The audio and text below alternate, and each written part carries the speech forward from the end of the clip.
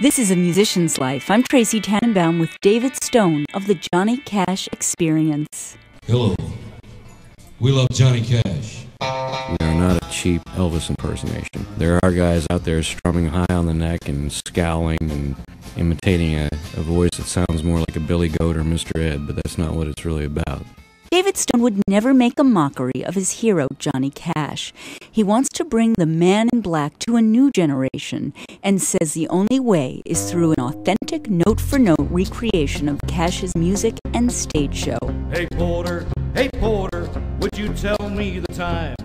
It's no surprise that Johnny Cash was a seminal figure in David Stone's early life. I was a little boy, and I was doomed to a year of piano lessons. Until one day the minister of the church showed up with a guitar. So I pestered my parents. I said, if the minister can play the guitar, why can't I? So they bought me a guitar. And the Johnny Cash show was on ABC television at the time. And I was taken with him as a person and as a singer. I mean, he was this great, big, tall, somber-looking badass walking out on stage, but then he'd flash that big, kind, spiritual smile of his, and here he was singing about poor people and the disenfranchised, and his sound was just so much different than anything else that was or is. I wear the black for the poor and the beaten down,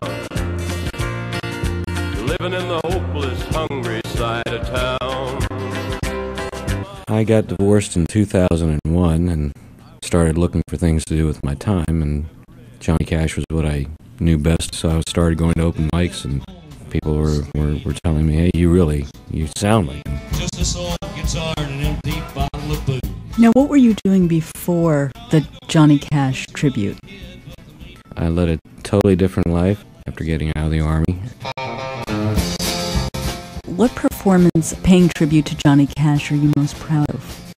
I'm sort of partial to the earlier Johnny Cash, simply because they're the hardest to reproduce. When I left, it was raining, so nobody saw me cry. Big River, why you doing me this way? Did you ever meet Johnny Cash? Once. It was at the main point in Bryn Mawr, the fall of my senior year in high school, and I was there with a date and I was trying to impress. And he and June Carter actually invited us on a tour of their tour bus parked out back. Very, very down-to-earth, humble people. Johnny Cash didn't say much. He wasn't a very outspoken man. Kind of personality that was probably at home in front of 10,000 people, but very shy and reserved. June Carter was just funny as could be. She'd be like, this is a refrigerator, and guess what happens when you pull on the handle? It opens, and you want an apple. And they had a big sullen cat on a pillow in the back window of the bus. I think the only thing Johnny Cash said the whole time was, I said, nice cat. He said, yeah, couldn't get a black one. I'm Tracy Tannenbaum.